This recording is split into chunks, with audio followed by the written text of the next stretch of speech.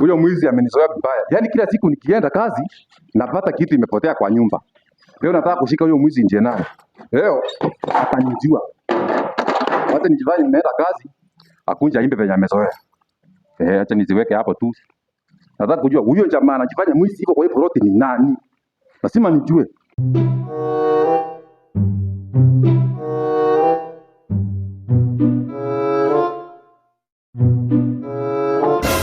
Leo nimeangukia mbana hapa na nikiona kwa TV. Kuja haraka. Pia. Umeamua, yaani umeamua kulivirishia kijana mpaka kitu mtambo yangu ya kuingia online TikTok live unakuja kuimba. Umeamua tutakaa na amani bwana. Wewe ujamaa, ile TV yangu ilikuwa imenunua ya 42 inch ilipotea. Hata ni hali niiba ile ufa yangu. Si ndio? Nani mwingine? Wewe, mimi sijawahi imba. Ingia ndani. Ingia ndani.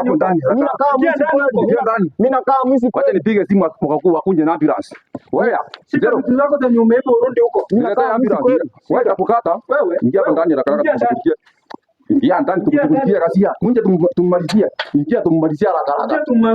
Mimi sijaimba kitu ya mtu.